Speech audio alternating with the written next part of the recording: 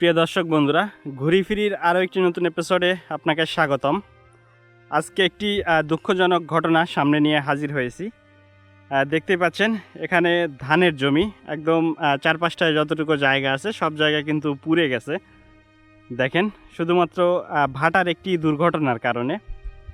দেখেন এখানে কিন্তু ধানগুলো এখনও পরিপক্ক হয়নি, তার আগেই দেখেন এখানে কিন্তু নষ্ট হয়ে গেছে। আমরা দেখতে পাচ্ছি এখানে যতটুকু জমি আছে চারপাশটায় সব জায়গায় কিন্তু একই অবস্থা আমরা দেখতে পাচ্ছি। বাঙালির এক পুরাতন ঐতিহ্য গোলা ভরা ধান, কিন্তু দেখেন কৃষকের কি অবস্থা হয়েছে।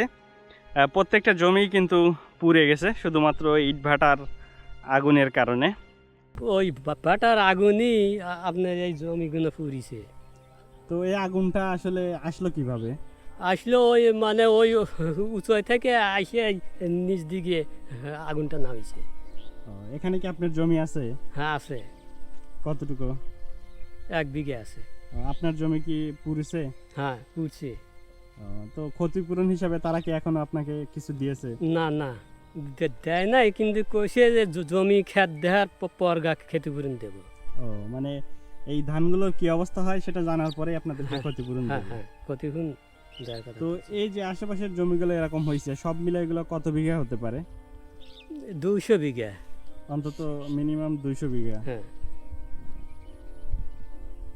আচ্ছা, ভাটাতে আগুন তো ওই কুলিং টাওয়ার যেটা লম্বা থাকে ওখান দিয়ে তো বের হয়, কিন্তু এখানে আসলে এত দূর আসার কারণ কি? অত দূরে আসার কারণ মানে উপর দিয়া ওই হাওয়া না টাইনা ওই উপর দিয়ে ছেড়ে দিছে, চুঙ্গি দিয়া আগুনটা ছেড়ে দিছিল? হ্যাঁ ছেড়ে দিছে। তো ভাটাটা আসলে মানে এটা মালিক কর্তৃপক্ষ করছে নাকি অন্য কেউ? এটা মালিকই। সামনের বারে পোড়া ছিল, এবারে পোড়াইছে। তো এর জন্য আপনারা কি কোনো প্রতিবাদ করছেন তাদের কাছে যে এরকম জমি আমাদের এর আগের বছরও করছে, এবারও করছে? এবার প্রতিবাদ করছি, মানে উপজেলা করছি, থানায় করছি, ভূমিহীন এত অফিসই করছি, তারা সবাই আসিল। সেটা আমার মনে হয় যে ইচ্ছে করেই করছে, মানে গেলেবারও এটাই করছে, এবারও এটাই করছে।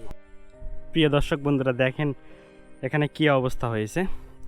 এই হচ্ছে সেই ভাটার চুঙ্গা বা চুল্লি বা কুলিং টাওয়ার যেটাই বলেন, ওখান দিয়ে আসলে গরম একটা হাওয়া বের হয়। তো ওইটা বিভিন্ন একটা ক্রাইটেরিয়ার মাধ্যমে সেটাকে বের করে দেওয়া হয়। তারা উপযুক্ত ক্রাইটেরিয়া ব্যবহার না করে জাস্ট শুধু ছেড়ে দিছে, তার কারণে এখান দিয়ে যে গরম বাতাসটা বয়ে গেছে, যে এখান দিয়ে বয়ে গেছে যাওয়ার কারণে এখানকার প্রত্যেকটা জমি দেখেন একদম পুরো লাল হয়ে গেছে। এই সমস্ত ধান কিন্তু পাকেনি, বাট কালারটা দেখে মনে হচ্ছে একদম পেকে গেছে। দেখেন একদম লাল হয়ে গেছে আর ধানের সব কিছুই, এখানকার যে ইয়াগুলো সব দেখেন লাল হয়ে গেছে। এখানে আমরা সবটুকু জায়গায় দেখতে পাচ্ছি একই অবস্থা এখানেও, আর এই দিক থেকে ওই পাশেও যতটুকু গেছে সব জায়গায় একই অবস্থা। তো কিভাবে পুড়লো? এই বাটার এসে আগুনে পুড়ে গেছে। এখান থেকে তো ভাটা অনেক দূরে। দূরে তো অলি হবে না, ধরেন হাওয়া ছেড়ছিল, হাওয়ায় পুড়ছে। তা কত বিঘা জমি এরকম হয়েছে? ধরেন নিম্ন শ্রেণী 300 বিঘা আছে, ধরেন এমুর আছে, অমুর আছে, ওই যে বাড়ি দেখা যাচ্ছে ওই বাড়ির সই, বুঝছেন? একেবারে এখান থেকে ওই বাড়ির সই চলে গেছে, ওই যে কাগজ যে দেখা যায় তখন থেকে একটু দৌড়েই চলে গেছে। তো এই বছরে কি প্রথম হয়েছে না আগে হয়েছে? আর বছরও ছিল, অল্পও ছিল আগামী, বুঝছেন? আগামীর দল অল্প কিছু টেহা দেহে পার পায়া গেছে। এবার তো আর এত লোকের বাত মরে গেছে, এটা তো মাইনে লিতেছে না কেউ, বুঝছেন? গরিব নাচার পাবলিক সবাই খা বাঁচবি, আমরাও গরিব মানুষ, আমরা কিনে খাই। আগামী যারা জমি রাখছিলাম এই পুড়িয়ে গেল, দেহে জমি রাখিনি। এবার আবার সেই জমি মানছে রেখছে, হ্যাঁ জমি এবারও চলে গেছে, বুঝছেন? সবারই ধরেন যে ক্ষতিগ্রস্ত হয়ে গেছে। এটা কি ওই ভাটার আগুনই উড়ে আসছিল নাকি? হাওয়া ছেলিভারে বলে না, যেটুকুই আগুন থাকে সম্পূর্ণ সুজি আসে, ধান পাওয়াই যা গেল না। ধন সেদিন একটু হালকা মেঘ ছিল, দেহা অল্পের পার তা চলে গেছে। আর দুদিন মেঘ না থাকলে একবার ছাই হয়ে গেল না। ভাটার হাওয়া ছাড়ার কারণে এরকম? হ্যাঁ হ্যাঁ হ্যাঁ, হাওয়া ছাড়ার কারণে, বুঝছেন? তাছাড়া এই যে এবে ধান, সব এবে ধান, বুঝছেন?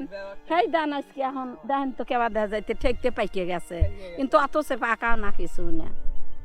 বিশ্বাস না করেন আপনি একবারে একেবারে হিন্দির থেকে ও দূর ওই যে বাড়ি দেওয়া যাচ্ছে চলে যান। আর এখানে এই যে দেন এখানে দরিয়াই সম্পূর্ণ জমি একবারে যে পুড়িয়ে গেছে এই যে হিন্দে বরাবর বুঝছেন। এই যে হিন্দে খাম্বার ও মুর্দার থেকে একেবারে এখানে দরিয়া ধরেন 3টো প্রজেক্ট সম্পূর্ণ দরিয়া পুড়িয়ে গেছে।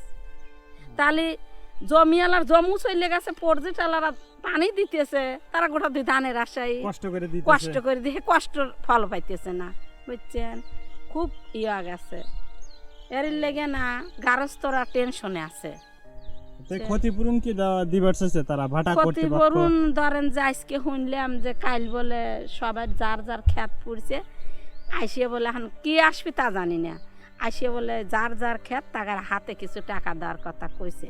ধরেন যে আপনার আশেপাশে যে দূর হাওয়া যাবে আগুনের এটুক শেষ হেরির লেগে 3 মোটর মারিয়ে ওই যখন বাটা বন্ধ হারে পানি দেওয়া লাগে, কিন্তু এই বেচারি ওইটু করে নাই বুঝছেন। না করার শর্তে যে দূরাইছে। দেখেন এখানে অবশ্য পানি দেওয়া হচ্ছে, এটা সম্ভবত অন্য একটা জমিতে যাবে, বাট আসলে এইগুলো তো দেখেন পানি নাই, পানির উপযুক্তও না, মানে এমন ক্ষতিগ্রস্ত হয়ে গেছে জমিগুলা। তো দেখেন কি অবস্থা, চারদিকে একদম লাল হয়ে গেছে।